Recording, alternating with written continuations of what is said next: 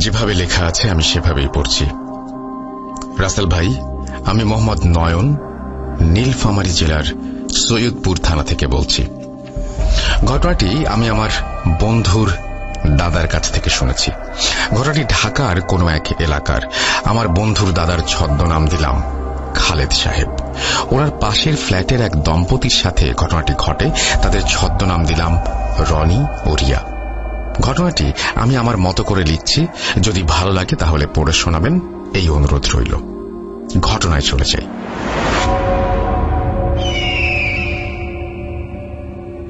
ভোর রাতের দিকে রনির চিৎকার চেঁচামেচিতে তখন অনেকেই দরজা জানালা খুলে বিষয়টি দেখতে বের হয়েছিল।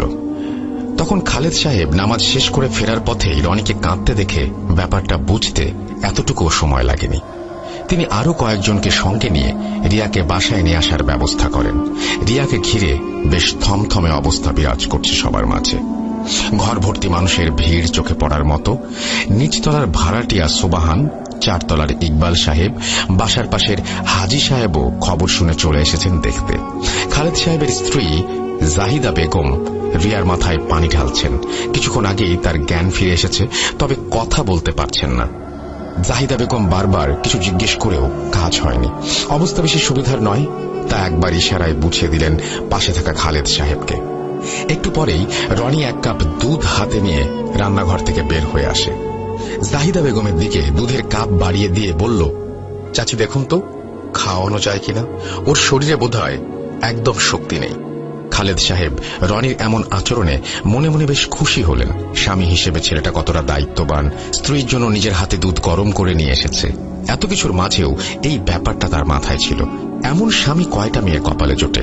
খালেদ সাহেব এবার রনির দিকে তাকিয়ে বললেন, তা ব্যাপারটা কি একটু পরিষ্কার করে বলো তো বাবা। রনি একটা ফাঁকা চেয়ার দেখে বসে পড়ে। তাকে দেখে মনে হচ্ছিল সে ভেঙে পড়েছে এমন অবস্থা। পাশেই ছিলেন ইকবাল সাহেব। তিনি কাঁধে হাত রেখে ভরসা দিলেন রনিকে। রনি বলল, গতকাল সন্ধ্যা থেকেই একটু অদ্ভুত আচরণ করছিল রিয়া। আমি বাজার করে আসার পর দেখি অন্ধকারে বসে আছে। আমাকে দেখতে পেয়ে সেই যে হাত ধরে বসেছিল আর কোথাও যেতে দেয়নি। তারপর খাওয়া দাওয়া শেষ করে দুজনে শুয়ে পড়েছিলাম। আজানের একটু পরে ঘুম ভাঙলে দেখি সে বিছানায় নেই। বাসায় খুঁজে না পেয়ে ছাদে গিয়ে দেখি একপাশে পড়ে আছে। তারপরে সবকিছু তো আপনারা জানেন। খালেদ সাহেব সব শুনে মাথা নাড়লেন। তিনি কিছুক্ষণ চিন্তা করে বললেন, আচ্ছা, দরজা তো বন্ধ ছিল, আর আমি যতদূর জানি চাবি ছাড়া বাইরে যাওয়া যায় না। চাবি থাকে তোমাদের বালিশের নিচে, তাহলে চাবি ছাড়া সে বাইরে চলে গেল কিভাবে? আর এত রাতে ছাদে যাওয়ার কারণ কি হতে পারে? উপস্থিত দাঁড়িয়ে থাকা সবাই খালেদ সাহেবের কথায় সম্মতি প্রকাশ করে। রনি বলল, আমি তো কিছুই বুঝতে পারছি না, আর ছাদের ওই পাশে কিছুই নেই। ওর পা ছিল একটু বাইরে, একটু নড়লেই বড় ধরনের বিপদ হতে পারত। খালেদ সাহেব উঠে গিয়ে রিয়ার পাশে গিয়ে বসলেন। রিয়ার মাথায় হাত রেখে বললেন, এখন কেমন লাগছে তোমার মা? রিয়া বেশ আস্তে আস্তে বলল, একটু ভালো লাগছে এখন। আচ্ছা, কাল রাতে কি হয়েছিল যে তুমি এত রাতে ছাদে গিয়ে একা বসেছিলে? জিজ্ঞেস করলেন খালেদ সাহেব। রিয়া শোয়া থেকে বালিশে হেলান দিয়ে একটু উঠে বসে। রিয়া যা বলল, মাঝরাতে আমার হঠাৎ করে ঘুম ভেঙে যায়। বেশ কিছু মানুষের আওয়াজ কানে আসছিল। আমি পাশে তাকিয়ে দেখতে পাই সাদা কাপড়ে অনেকগুলো মানুষ উল্টো দিকে ফিরে দাঁড়িয়ে আছে। আমি তাদের জিজ্ঞেস করলাম, আপনারা কারা আর কার মৃত্যু হয়েছে? কেউ আমার কথার কোনো উত্তর দিচ্ছিল না। তারপর হঠাৎ করেই মানুষগুলো সামনের দিকে হাঁটতে শুরু করে। আমার তখন জেদ চেপে গেল। তাদের পিছু পিছু হেঁটে ছাদে গেলাম। সেখানে গিয়ে দেখতে পেলাম একদল মানুষ গোল হয়ে বসে আছে। একটি বাচ্চা ছেলে আমার দিকে তাকাতেই দেখি ওর মুখ ভর্তি রক্ত, আর সবাই রনির অর্ধ গলিত লাশ চিবিয়ে খাচ্ছে। রিয়ার সামনে এখনো যেন রাতের সেই ভয়ানক দৃশ্যগুলো ঘটে চলেছে। ভয়ে বেশ শক্ত করে জড়িয়ে ধরল জাহিদা বেগমকে। খালেদ সাহেব কিছু বললেন না। সব শুনে তিনি উঠে দাঁড়ালেন। ইশারায় রনিকে তার সাথে আসার জন্য বললেন। রনিকে সাথে করে বারান্দায় এসে দাঁড়ালো দুজনে। খালেদ সাহেব বললেন, রিয়ার অবস্থা দেখে মনে হচ্ছে একটা ট্রমার মধ্য দিয়ে গেছে সে। মানসিক অবস্থা বেশি ভালো নয়। তুমি বরং একজন ডাক্তারের কাছে আজই নিয়ে যাও। ডাক্তার আহসান নামে আমার একজন পরিচিত ডাক্তার আছেন। আমি ফোনে সবকিছু বলে দিচ্ছি ওকে। রনি খালেদ সাহেবের কথায় সম্মতি দিয়ে বলল, ঠিক আছে, আমিও তাই ভাবছিলাম, আর এভাবে বাসায় রাখা ঠিক হবে না। অফিস থেকে ছুটি নিয়ে একটু পরেই বের হয়ে যাব। ঘড়ির কাঁটায় সময় বাড়ার সঙ্গে সঙ্গে রনিদের বাসা ফাঁকা হয়ে গেল। জাহিদা বেগম তখন রিয়ার পাশে বসেছিল। একটু পরে খালেদ সাহেব বললেন, এবার আমরা চলে যাই, দুজনকে একটু একা থাকতে দাও। জাহিদা বেগমও আর জোর করলেন না, রিয়ার মাথায় হাত বুলিয়ে ঠিক মতো খেতে বললেন। কিন্তু বেডরুম থেকে বেরিয়ে জুতা পরতে গিয়ে খালেদ সাহেব এক দৃষ্টিতে একটা কিছুর দিকে তাকিয়ে রইলেন। ব্যাপারটা বুঝতে পেরে জাহিদা বেগম বললেন, কি দেখেন ওইদিকে? খালেদ সাহেব স্ত্রীর মুখ চেপে ইশারায় জানলার দিকে। জাহিদা বেগম সেদিকে তাকিয়ে কিছুই বুঝতে পারলেন না। জিজ্ঞাসু দৃষ্টিতে তাকালেন খালেদ সাহেবের দিকে। খালেদ সাহেব ফিসফিস করে বললেন, গতকাল রাতে এই জানালায় আমরা একটা ছেলেকে দেখতে পেয়েছিলাম, মনে আছে তোমার? ছেলেটির মুখ ভর্তি রক্ত ছিল, এই দেখো তাজা রক্তের ছোপ ছোপ দাগ এখনো লেগে আছে। তার মানে রিয়া মিথ্যা বলেনি। জাহিদা বেগম ভয়ে কাঁপছেন, বিড়বিড় করে শুধু বললেন, তাড়াতাড়ি চলেন এই বাসা থেকে। দুপুরের দিকে রিয়াকে নিয়ে ডাক্তার দেখাতে বের হয় রনি। খালেদ সাহেবের দেয়া ঠিকানা অনুযায়ী উত্তরায় পৌঁছায় রনি। ডাক্তারের চেম্বার পেতে খুব একটা কষ্ট হয়নি দুজনের। ডাক্তার আহসান নাম বলতেই সবাই এক বাক্যে চেম্বার দেখিয়ে দেয়। চাপ শেষ করে বিকেলের পরে রিয়াকে ভেতরে যেতে বলে একটি ছেলে। কিন্তু রিয়ার দরজায় পা পড়তেই একটা অঘটন ঘটে গেল মুহূর্তে। দেয়ালে ঝুলানো কাচের ছবি হঠাৎ করেই নিচে পড়ে ভেঙে গেল। ব্যাপারটায় ডক্টর আহসান সহ তারা দুজনেই বিব্রতকর একটা পরিস্থিতির সম্মুখীন হল। হাসি মুখে এগিয়ে এসে হাত বাড়িয়ে বললেন, আমার নাম ডাক্তার আহসান। খালেদ সাহেব আমার বন্ধু মানুষ, ফোনে সব বলেছে, তাই সবাইকে বিদায় দিয়ে আপনাদের ডাকতে বললাম। কিছু মনে করেনি তো? রনি বিনীত ভঙ্গিতে বললেন, না কিছু বলেন, আমাদেরও একটু আড়ালে এই ব্যাপারটা নিয়ে কথা বললে ভালো লাগতো। ডাক্তার আহসান চেয়ারে বসে দুজনকে বসতে বললেন। উনি চেয়ারে বসে এবার ডাক্তার আহসানের মুখের দিকে ভালো করে তাকালো। ডাক্তার আহসানের চোখে চোখ পড়তেই রনি বলল, তা আমরা কি শুরু করতে পারি? ডাক্তার আহসান একটা খাতা কলম হাতে নিয়ে বসলেন। ঘড়ির দিকে তাকিয়ে গম্ভীর কণ্ঠে বললেন, আপনার স্ত্রীকে সবকিছু বলতে দিন, আপনি এই সময় কথা বলবেন না। মিস রিয়া, আপনি একদম প্রথম থেকে শুরু করেন। রিয়া আর চোখে একবার রনির দিকে তাকালো। সে নির্লিপ্ত চোখে টেবিলে রাখা একটা অদ্ভুত সুন্দর পিরামিডের মাছ দেখছিল। রিয়া বেশ বড় শ্বাস নিয়ে বলতে শুরু করলো, ঘটনা শুরু মাসখানেক আগে থেকে। রনি ঢাকার বাইরে ছিল, আমি বাসায় তখন একা ছিলাম। সম্ভবত দুপুরের দিকে আমি খাবার মুখে দিয়েছি, এমন সময়ে মনে হলো একটি বাচ্চা ছেলে হামাগুড়ি দিয়ে রান্নাঘরে চলে গেল। বয়স কত হবে? এই ধরুন 4 বছরের মতো। আমি ব্যাপারটা প্রথমে খুব একটা খেয়াল করলাম না। তারপর সেই বাচ্চাটাকে চোখে পড়ল বেশ কিছুক্ষণ পর। আবারও হামাগুড়ি দিয়ে রান্নাঘর থেকে বের হয়ে পাশের রুমে চলে গেল। এরপর স্পষ্ট ছেলেটির হাতে বিস্কুট দেখতে পেলাম। আমি হাত থেকে প্লেট রেখে দৌড়ে রুমে ঢুকে দেখি কেউ নেই। সব জায়গা খুঁজেও কাউকে দেখতে পেলাম না। তবে বিরক্ত হয়ে যখন আবার রান্নাঘরের দিকে পা বাড়ালাম, এবার আমার ভয়ে শরীর কাঁপতে শুরু করলো। মেঝেতে বিস্কুটের গুঁড়া পড়ে আছে। সেদিন এই ঘটনার কোনো ব্যাখ্যা আমি পাইনি। তার কিছুদিন পরে শুক্রবারের ঘটনা। রনি বিকালের দিকে বের হয়েছিল, আমি বারান্দায় বসেছিলাম। হঠাৎ কেউ যেন আমার চুল ধরে আঁচড়ে দিল। আমি আর চোখে কাঁধের দিকে তাকাতেই দেখি ভয়ঙ্কর দুটি চোখ আমার দিকে তাকিয়ে হাসছে। আমি সঙ্গে সঙ্গে চিৎকার দিয়ে পেছনে তাকাতেই সেখানে কাউকে দেখতে পাই না। এই ঘটনার পর আমি রনিকে সবকিছু বলতেই সে বিশ্বাস করেনি। তারপর কিছুদিন সব স্বাভাবিক ছিল। 15 দিনের মাথায় আমি দুপুরে খাওয়ার পর বিছানায় শুয়ে টিভি দেখছিলাম। হঠাৎ রান্নাঘরে চোখ পড়তেই মনে হলো কয়েকটা বাচ্চা আমার দিকে তাকিয়ে আছে এক দৃষ্টিতে। আমি প্রথমে নিজের চোখের ভুল ভেবেছিলাম, কিন্তু একটু পরেই যখন ব্যাপারটা সত্যিই মনে হলো, আমি বিছানা ছেড়ে উঠে দাঁড়ালাম। আস্তে আস্তে রান্নাঘরের দিকে যেতেই আমার কলিজা যেন বের হয়ে যাবে এমন অবস্থা হলো। পুরো শরীর রক্তে মাখা একটা বাচ্চা আমার সামনে দাঁড়িয়ে খিলখিল করে হেসে যাচ্ছে, বলছে, আয় আমাদের সাথে। তারপর আমার আর কিছু মনে নেই। জ্ঞান ফিরতেই নিজেকে বিছানায় দেখতে পেলাম। তারপরের ঘটনাগুলো তো আপনি জানেন। ডাক্তার আহসানের চেহারায় কোনো পরিবর্তন দেখা গেল না। তিনি বললেন, আপনি কি সবসময় একই চেহারার অবয়ব দেখেন, নাকি কিছুটা ভিন্নতা আছে বাচ্চাগুলোর মাঝে? রিয়ার বলল, না, সবসময় এক নয়। কখনো খুব বেশি ভয়ঙ্কর, আবার কখনো কেমন যেন ফ্যাকাশে বাচ্চাগুলো। এখন দিন দিন বাচ্চাগুলো যেন বেশ বড় আর ভয়ঙ্কর হয়ে উঠছে। ডাক্তার আহসান খাতায় কিছু লিখলেন। তারপর সামনে থাকা একটা যন্ত্র সামনের দিকে এগিয়ে বললেন, এর নাম টেম্পারেচার মিটার। আপনি আপনার ডান হাত এখানে রাখুন। রিয়া তার ডান হাত টেম্পারেচার মিটার রাখতেই এবার যেন কিছুটা ঘাবড়ে গেলেন ডাক্তার আহসান। টেম্পারেচার অস্বাভাবিক নিচে নেমে গেছে।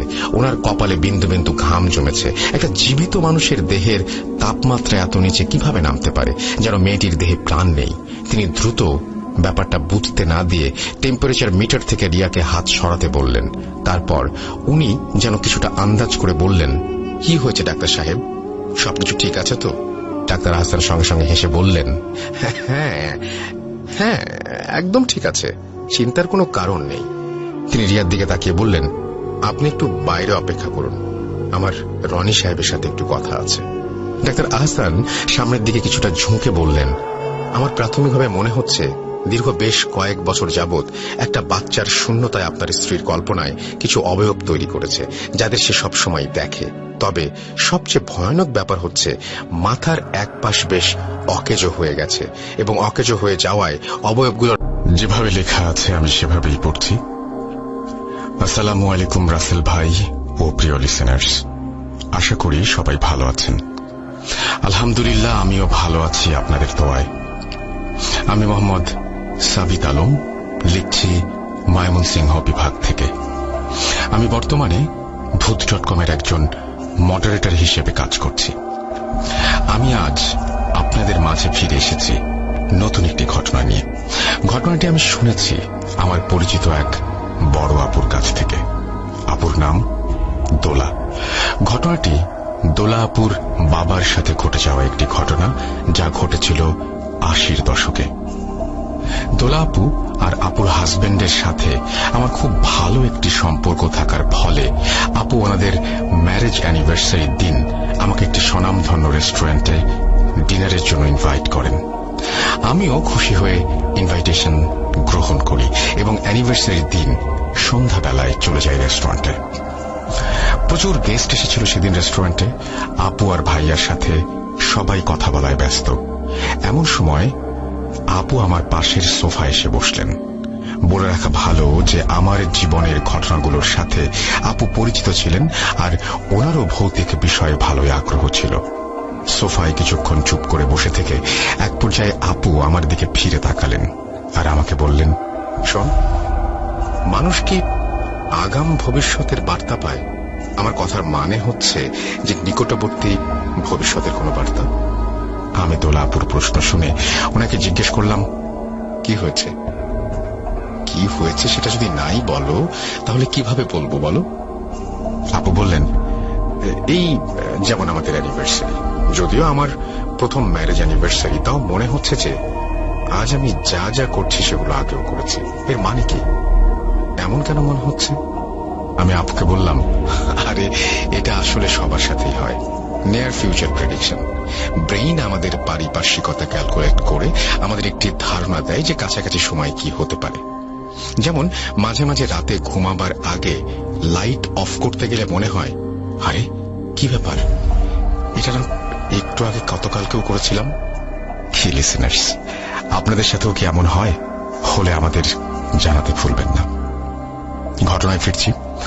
আমার কথা শুনে আপু বললেন, সুন্দর বৈজ্ঞানিক ব্যাখ্যা দিলি, কিন্তু আমার আব্বুর মতো তুইও একটা প্রমাণ যে এমন কিছু ঘটনাও ঘটে যা আসলে বিয়ন্ড সায়েন্স। আমি আপুকে জিজ্ঞেস করলাম, তোমার আব্বু? কি বলছো? কোনো কাহিনী আছে? বলো আমাকে। আপু মুচকে হেসে উত্তর দিলেন, ফাংশনের মাঝে ভূতের কাহিনী শুনবি? বাদ দে, কালকে বিকেলে পার্কে আসিস, তোর ভাইয়ার সাথে আমি পার্কে গিয়ে বলবো। আমি যথারীতি রাজি হয়ে গেলাম, আর পরের দিন টিউশনিটা অফ রেখে বিকেলবেলা আপু আর ভাইয়াকে ফোন করে চলে গেলাম পার্কে। পার্কের একটি ফুচকার দোকানে বসে আমরা তিনজন ফুচকা খেলাম, আর পাশে থাকা একটা সিমেন্টের তৈরি টাইলস করা বেঞ্চে বসে আমি আপুকে বললাম, আপু শুরু করো। ভাইয়া আমাদের দিকে তাকিয়ে বললেন, তোমরা দেখা করলে সারাক্ষণ প্যারানর্মাল বিষয় নিয়ে কেন যে কথা বলো? আচ্ছা শুরু করো, আমিও শুনছি। এরপর বড় আপু বলতে শুরু করলেন। ঘটনাটি আপু আমাকে যেভাবে বলেছেন আমি সেভাবেই বলার চেষ্টা করছি। আমার লেখার ভুল ত্রুটির জন্য ক্ষমা প্রার্থনা করছি। বলছেন দোলা আপু। বশির হাওলাদার আমার আব্বুর নাম। ঘটনাটি আমার আব্বুরই। আমার আম্মুর মুখে মূলত আব্বুর এই ঘটনাটি আমার শোনা। আমার আব্বু 80-র দশকের শেষের দিকে আমার আম্মুকে বিয়ে করেন। আমার আব্বু আম্মু দুজনের বাড়ি পাশাপাশি গ্রামে অবস্থিত ছিল। আমার আব্বুর গ্রাম থেকে আম্মুর গ্রামে যেতে 15 থেকে 20 মিনিট সময় লাগত হেঁটে যেতে। আব্বু কৃষিকাজ করতেন গ্রামে, আর আমার আম্মু ছিলেন গৃহিণী আর 5টা পরিবারের মতো। বলে রাখা ভালো যে আমার আব্বু দেখতে খুবই হ্যান্ডসাম চেহারার একজন অধিকারী ছিলেন এবং ওনাকে সবাই খুব সম্মান করতেন। বিয়ের পরে আমার আব্বু প্রথমবার আম্মুকে নিয়ে ওনার শ্বশুর বাড়িতে বেড়াতে যান। সেইবার আমার নানুর বাসায় পৌঁছে আমার আব্বু টিউবওয়েলে হাত মুখ ধুয়ে বিশ্রাম নেন, এরপর খেতে বসেন। দুপুরের খাওয়া শেষ করে আব্বু ওনার শ্যালকের সাথে বেরিয়ে পড়েন আর আমার নানুর পুকুরে মাছ ধরতে যান। সন্ধ্যায় আব্বু কাজ শেষ করে টিউবওয়েলে হাত ধুতে গেলে দেখলেন যে টিউবওয়েলের পাশে লাগোয়া একটি আম গাছের সাথে হেলান দিয়ে একজন মধ্যবয়স্ক লোক ছেঁড়া কাপড় পরে খুব দুঃখ ভারাক্রান্ত চেহারা নিয়ে দাঁড়িয়ে আছেন। আব্বু ওনাকে দেখে কিছুটা অবাক হয়ে ভাবলেন, কিরে বাবা, এই সময়ে এখানে এই উদ্ভট লোকটাকে? এমন ছেঁড়া টুপি কাপড় পরে আছে, আগে তো দেখিনি কোথাও। এই ভাবতে ভাবতে আব্বু লোকটাকে ডাক দিলেন, কে ভাই সাহেব, কে আপনি? এইখানে কেন দাঁড়িয়ে আছেন? কিন্তু সেই লোকটি কোনো উত্তর দিল না। এরপর আমার আব্বু ওনার শ্যালককে ডেকে আম গাছের দিকে ইশারা করে বললেন, দেখো তো ওই ভাই সাহেব লোকটা কে? আব্বুর শ্যালক অর্থাৎ আমার মামা এদিক ওদিক তাকিয়ে দেখলেন যে আম গাছের নিচে কেউ নেই। আমার মামা আব্বুকে বললেন, দুলাভাই কি কোন, কেউ তো নাই ওইখানে, ভুল ভাল দেখছেন, চলেন ঘরে যাই, মাছগুলা ঢাইলা কাটাকুটির কাজটা আগাই, এরপর রান্না হবে, আসেন আসেন। এই কথা বলে আমার মামা চলে আসতে গেলে আব্বু মামার হাত খপ করে ধরে বলেন, কিরে তুই কি অন্ধ, দেখোস না ওই যে লোকটা দাঁড়িয়ে আছে? আমার মামা কিছুটা বিরক্ত হয়ে আব্বুর হাত থেকে নিজের হাতটা ছাড়িয়ে কোনো কথা না বলে ঘরের ভেতর চলে গেলেন। এরপর আস্তে আস্তে আমার আব্বু আম গাছের কাছে গেলেন সেই লোকটিকে জানার জন্য। সেই লোকটি আব্বুর কাছে আসা দেখে আস্তে আস্তে আম গাছের পেছনে লুকিয়ে যেতে লাগলো। আর এরপর আব্বু আরেকটু কাছে গেলে আম গাছের ওপর থেকে একটি গম্ভীর পুরুষ কণ্ঠ ভেসে আসলো, আমার কলিজায় হাত দিয়েছিস, তোর কলিজা এবার আমি ছিঁড়ে খাবো, কিন্তু তোকে শুরুতেই মারবো না, তুই কষ্ট পাবি আর আমি দেখব, আস্তে আস্তে একেবারে শেষই মারব। এই কথা শুনে আব্বু ভয়ে দৌড়ে এসে ঘরের ভেতর ঢুকে যান, কিন্তু উনি বাসার কাউকে এই বিষয়ে কিছু বলেন না, কারণ উনি ভেবেছিলেন যে এই কথা বললে বাসার সবাই ওনাকে ভীতু ভাবতে পারেন আর ওনাকে নিয়ে উপহাস করতে পারেন। নতুন জামাইয়ের এসব খবর গ্রামের লোকেরা জানলে নানান কথাও বলতে পারে। এসব ভেবে আব্বু আর কাউকে কিছু বলেননি।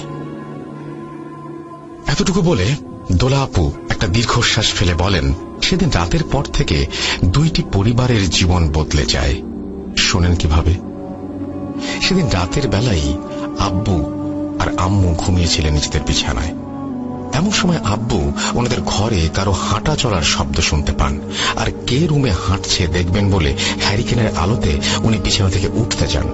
যেই উনি বিছানা থেকে বিছানায় শুইয়ে দেয় আর ওনার গলা টিপে ধরে ওনার শ্বাস রোধ করতে থাকে। উনি ওনার মুখের ওপর কারো নিঃশ্বাস অনুভব করতে থাকেন। একই সময় উনি সেই মানুষের হাত ধরে বুঝতে পারেন এটা আমার আম্মুর হাত।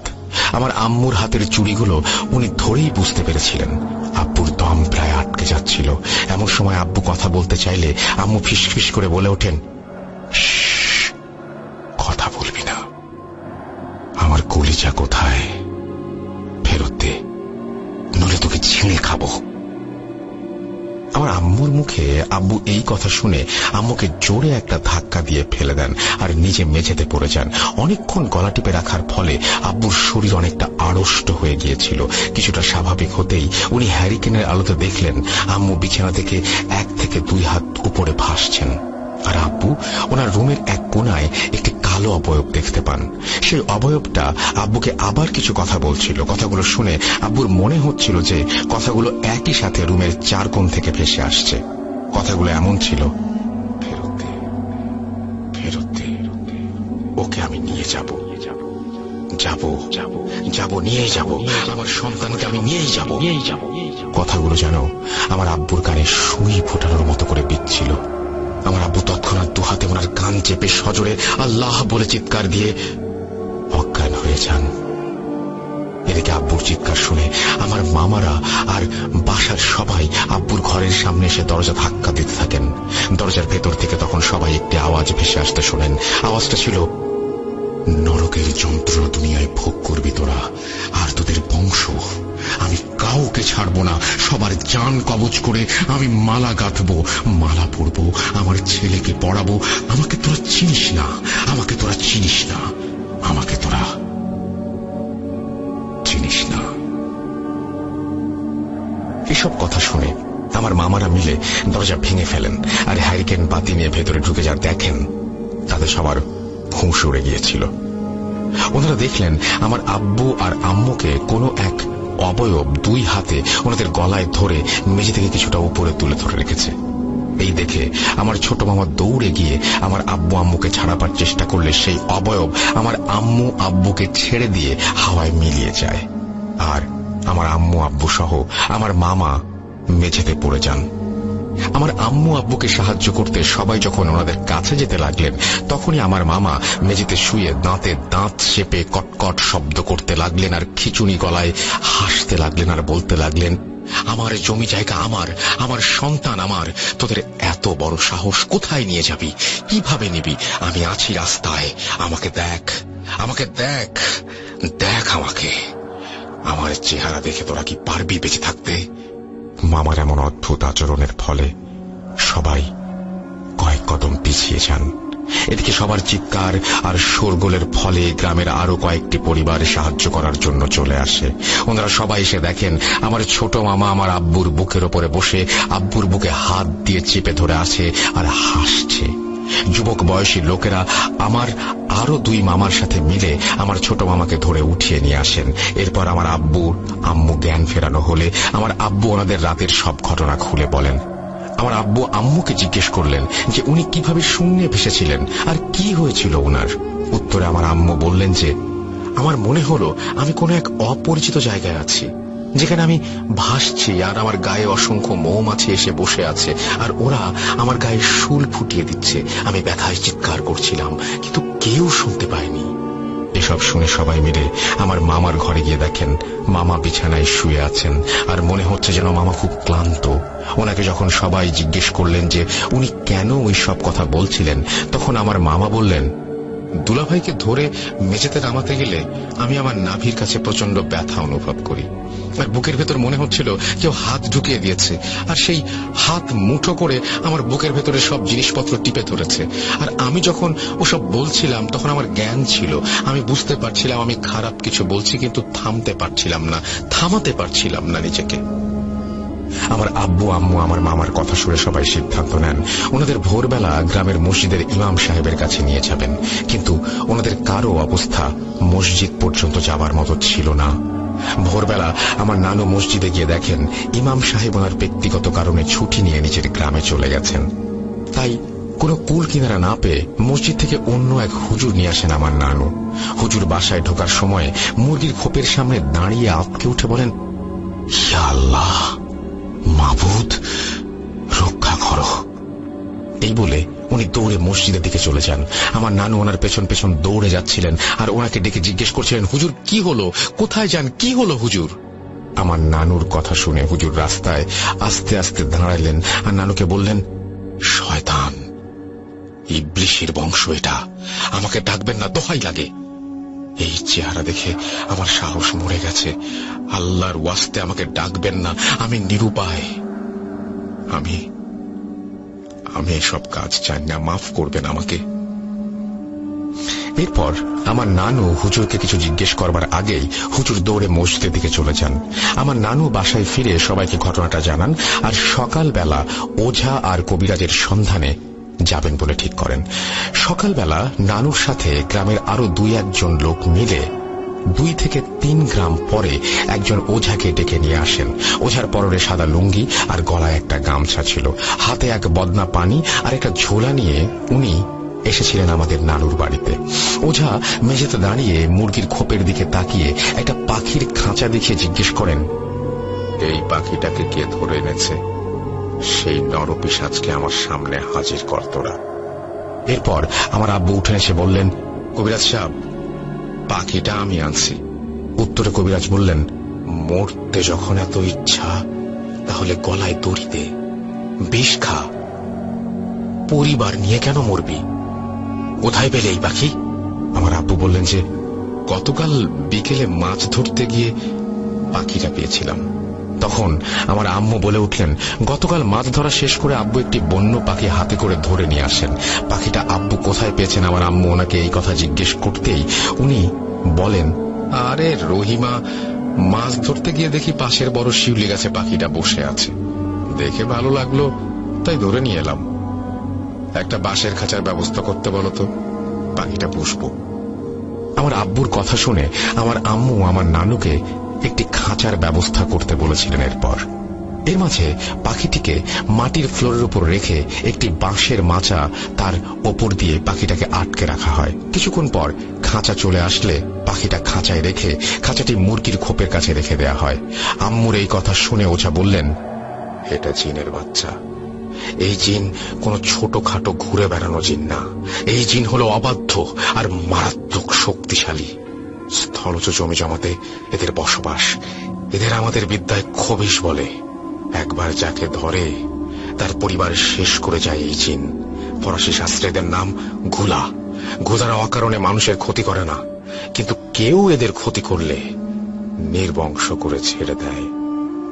আমি আমার জীবনে ঘুলার মুখোমুখি হই নাই, দেখি কি করতে পারি। এরপর ওঝা নানুদের কিছু জিনিস জোগাড় করতে বলেন।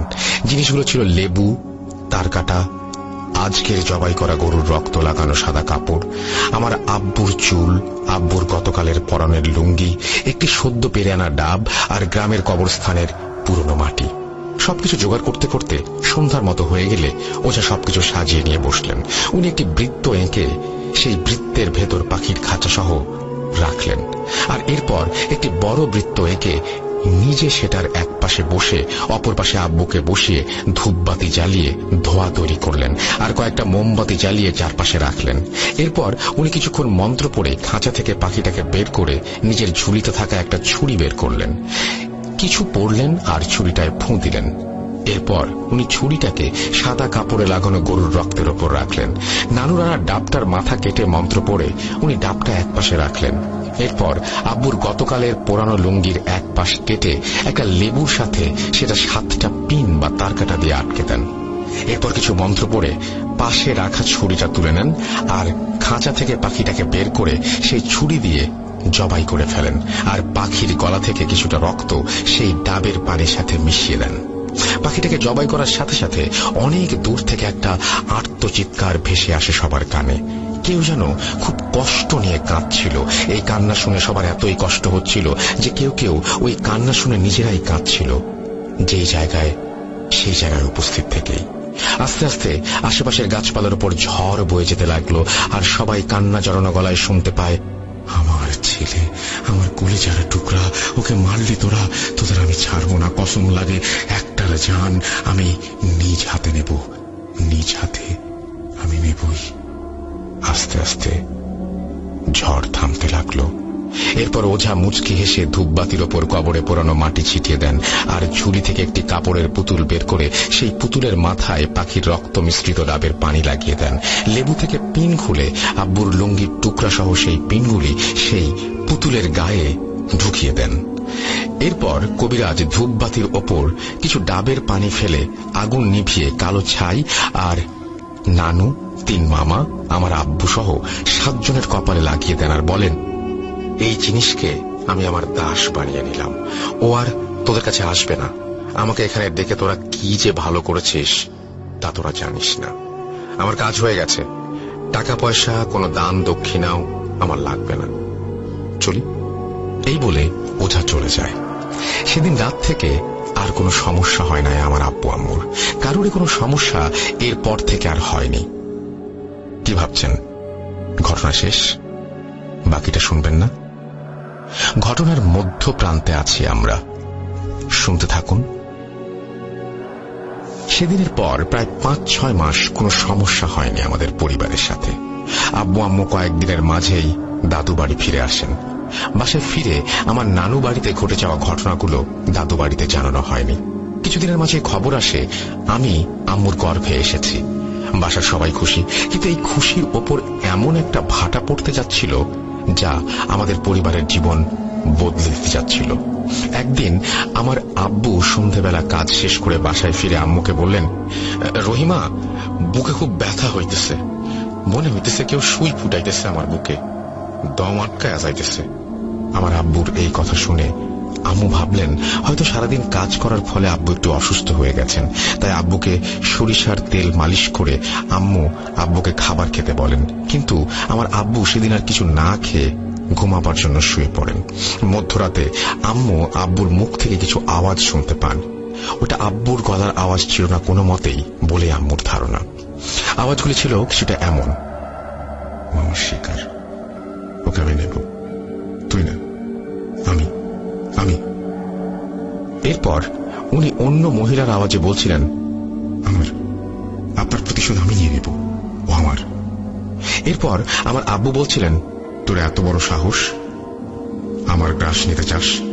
এই বলে আব্বু নাকি এক ঝটকায় বিছানা থেকে উঠে পাশে থাকা হ্যারিকেন বাতির কাঁচ দেয়ালে বাড়ি দিয়ে ভাঙলেন, আর হ্যারিকেনের ভেতর থেকে কেরোসিনের তেল নিজের পায়ের ওপর ফেলে হ্যারিকেনের সলতের আগুন নিজের পায়ে লাগিয়ে দেন।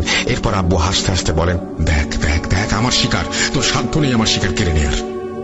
এসব দেখে আমার আম্মু চিৎকার করতে থাকেন আর দৌড়ে দরজা খুলে বাড়ির সবাইকে ডেকে আনেন আর পানি এনে দ্রুত আব্বুর পায়ে ঢেলে আগুন নিভিয়ে দেন। এরপর আব্বু মেঝেতে পড়ে যান আর তীব্র ব্যথায় চিৎকার করতে থাকেন। কখনো নিজের হাত, কখনো নিজের পা, কখনো নিজের মাথায় হাত দিতে থাকেন। মনে হচ্ছিল যেন উনি ওনার হাত, পা আর মাথায় খুব ব্যথা অনুভব করছিলেন। এর কিছুক্ষণ পর আব্বু অজ্ঞান হয়ে যান। এরপর আব্বুর পায়ে হলুদ লাগিয়ে আব্বুকে বিছানায় তুলে অনেক চেষ্টা করে ওনার জ্ঞান ফেরানো হয়। জ্ঞান ফিরতে আব্বু বলেন, ও ফিরে এসেছে, আমাকে নিয়ে যাবে, ওনাদের নিয়ে যাবে, কেউ বাঁচবে না, কেউ না। আব্বুর মুখে সব কথা শুনে আব্বুকে জিজ্ঞাসা করা হলো কি হয়েছে। আব্বু কিছু বলে না। এরপর আমার আম্মু কাঁদতে কাঁদতে সবাইকে নানু বাড়ির ঘটনা খুলে বলেন। ঘটনা শুনে আমার দাদু বাড়ির সবার চোখ কপালে উঠে গিয়েছিল। পরের দিন সকালে আমার দাদু আমার চাচাকে নিয়ে নানু বাড়ি যান আর সব ঘটনা জানেন। এরপর আমার নানু বাড়ির মাধ্যমে আবার সেই ওঝার খোঁজে যান সবাই। আবার 2-3 গ্রাম পাড়ি দিয়ে সেই ওঝার কাছে গেলে ওঝাকে আর খুঁজে পাওয়া যায় না। আশেপাশের মানুষকে জিজ্ঞাসা করলে ওনারা বলেন যে প্রায় 5-6 মাস আগে একদিন সন্ধ্যায় ওঝার ঘর থেকে ওঝার চিৎকার শুনতে পাওয়া যায়, কিন্তু যেহেতু সে একজন ওঝা তাই ভয়ে কেউ তার বাড়িতে যাননি। পরের দিন ওঝার বাড়ির সামনে গেলে দেখা যায় ওঝার লাশ তার বাড়ির উঠোনের সামনে পড়ে আছে। ওঝার গলাটা ছিল কাটা, অর্থাৎ তাকে জবাই করে মারা হয়েছে। এসব শুনে আমার নানু আর দাদুরা চিন্তায় পড়ে যান। ওনারা ভাবতে থাকেন, আল্লাহ, এই কোন সমস্যায় ফেলেন আমাদের, কি করব আমরা এখন? ভাবতে ভাবতে আমার নানু আমার দাদুকে বললেন, বিআই সাহেব, চলেন মসজিদের ইমাম সাহেবের কাছে যাই, উনি কিছু করতে পারেন। এরপর সবাই মিলে পরের দিন ইমাম সাহেবের কাছে যাবেন বলে ঠিক করেন। সেদিন রাতের বেলা আমার দাদু বাড়িতে আব্বুর সাথে আবার কিছু ঘটনা ঘটে। আব্বুর ঘরে সেদিন আমার দাদি আর আমার আম্মু ছিলেন আব্বুর খেয়াল রাখার জন্য। আমার আম্মু আব্বুর পায়ে বাতাস করে দিচ্ছিলেন আর দাদি পাশে বসেছিলেন। রাত বাড়তেই আব্বু হঠাৎ হাসতে শুরু করলেন আর উঠে আম্মুর কানের কাছে কিছু একটা বললেন, যা, ওকে পরেই নেব, আগে বাকিদের নেই, তারপর ওই শয়তানের কাছ থেকে নিয়ে যাব। আমাকে দেয়া কাজ আমি করবই, 2-3 মাস আছে, আর দিন গুনতে থাক। এই কথা বলে আমার আব্বু আমার আম্মুর গালে জোরে একটা চড় বসিয়ে দেন। এত জোরে চড় মেরেছিলেন আমার আব্বু যে আমার আম্মু ছিটকে বিছানা থেকে নিচে পড়ে যান। আমার দাদি এসব দেখে চিৎকার করতে থাকলে সবাই রুমে এসে দেখে আমার দাদি আর আমার আম্মু অজ্ঞান হয়ে মেঝেতে পড়ে আছে, আর আমার আব্বু বিছানায় বসে নিজের পুড়ে যাওয়া পা থেকে চামড়া খুলে খুলে খাচ্ছে আর হাসছে। এই দৃশ্য দেখে সবাই থমকে গিয়েছিল। সেদিন ধরাধরি করে আমার আম্মু আর দাদিকে রুম থেকে বের করে এনে আব্বুকে রুমের ভেতরে রেখে বাহির থেকে দরজা লাগিয়ে দিয়ে সবাই চলে যান। আম্মু আর দাদি জ্ঞান ফিরলে ওনারা সবাইকে বলেন যে একটু আগে কি ঘটেছিল। আম্মু আর দাদির কথা শুনে সবাই ঘাবড়ে যান, সিদ্ধান্ত নেন আম্মুকে আর আব্বুর সাথে রাখবেন না, কারণ আম্মুর প্রেগন্যান্সিতে আব্বুর সাথে রাখাটা এখন বিপজ্জনক। এরপর সবাই আব্বুর রুমে গিয়ে দেখেন যে আব্বু ঘুমাচ্ছেন। পরদিন সন্ধ্যাবেলা আমার দাদু আর নানু কাঁদতে কাঁদতে মসজিদের হুজুর আর হুজুরের এক বন্ধুকে নিয়ে আমাদের গ্রামে ফেরত আসেন। ওনাদের কান্নার কারণ জানতে চাইলে আমার নানু আমাদের বলেন, গতকাল রাতের বেলা আমরা সবাই ঘুমাচ্ছিলাম, তখন আমার ছোট ছেলের রুম থেকে অমানবিক চিৎকার ভেসে আসে। সবাই ভয়ে ভয়ে ঘুম থেকে ওঠার পর পাই যে কেউ মনে হয় মরে যাচ্ছে। পরে দরজা ভেঙে ঢুকে দেখি আমার ছেলেকেও জবাই করে মাটিতে ফেলে রেখেছে। আরো কষ্ট পেয়ে মরেছিল তখন। আমি এখন কি করব? কি হবে আমাদের? গ্রামের মানুষের এই লাশ কি দেখানো যাবে? এই জন্য কি সবাই মিলে তাড়াতাড়ি করে আমার ছেলেকে কবরে নামিয়ে আসলাম? পরিবারের ওপরে কি বিপদ শুরু হয়েছে আল্লাহ জানে। এই কথা শুনে আমার আম্মু চিৎকার করে কাঁদতে থাকেন, আর আমার মামার নাম ধরে চিৎকার করতে করতে বারবার জ্ঞান হারাচ্ছিলেন। কিন্তু এরপরও আমার নানু আর দাদুর কঠোরভাবে ওনাদের কাজ চালিয়ে যান দুইটি পরিবারকে বাঁচাতে। রাতের বেলা হুজুরদের ঘরে বসে আমার আব্বুর মাছ ধরতে যাওয়ার ঘটনা থেকে শুরু করে ওঝার আর গত 2 দিনের সব ঘটনা খুলে বলেন। এরপর হুজুর বলেন, দেখেন, আমি এসব বেশি বুঝি না। আমার বন্ধু আসছে, ও কবিরাজি করে অনেক বছর, ওই কিছু করতে পারে। এরপর হুজুরের বন্ধু সব শুনে বলতে লাগলেন, আপনারা না জেনে না বুঝে কাকে দিয়ে চিকিৎসা করালেন? ওই লোক তো কালো জাদুকর, সে তো আপনাদের উপরে কালো জাদু করেছে। ধূপবাতি ছাই যেসব পুরুষ মানুষের কপালে লাগিয়েছে তাদের বলি চায় সে। আর ওই জিন খুব শক্তিশালী ছিল, তাই ওর ছেলেকে ওঝা মেরে ফেলে। আর ছেলেকে মারার ছুরির ভয় দেখিয়ে আর পুতুলে লাগানো ছেলের রক্ত দিয়ে ওঝা ওই জিনকে বশ করতে চেয়েছিল, কিন্তু পারছিল না। এদিকে তার 7টা বলি লাগবে কোনো সাধনা পূর্ণ করতে। তাই যেই 7 জনের মাথায় ছাই লাগানো ছিল তাদের বলির ভার অন্য এক জিনের উপরে দেয় সে। কিন্তু তার বলি শুরু হবার আগেই ছেলে হারানো ওই জিন ওঝাকেই মেরে ফেলে। আর এখন অনেক দেরি হয়ে গেছে। আপনাদের জামাইয়ের ওপরে ছেলে হারানো জিন আর ওই বলির দায়িত্ব দেয়া জিন দুজনের ভর। একজন বলি চায় আর একজন চায় প্রতিশোধ। আমি সবাইকে বাঁচাতে পারবো না। এক জিন তাড়াতে গেলে আর একজন ক্ষতি করবে, কেউ না কেউ ক্ষতি করবেই, এটা একেবারে নিশ্চিত। আমাকে মাফ করেন, আপনারাই বলেন কাকে আমি বাঁচাবো। হুজুরের বন্ধুর কথা শুনে 2 পরিবারের সবাই কোনো কুল কিনারা পাচ্ছিল না।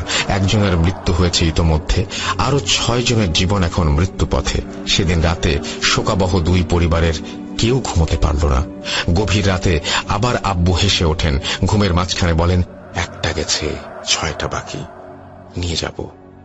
পরক্ষণে আবার বলে ওঠেন, ওকে আমি নিতে দেব না, তুই ওকে নিতে পারবি না। এই সব বলে আমার আব্বু বিছানায় বসে পড়েন, আর হ্যারিকেনের আলোতে সবাই দেখতে পান যে আমার আব্বুর চোখের 2 মণি বিপরীত দিকে সরে গেছে, অর্থাৎ ডান চোখের মণি ডান কানে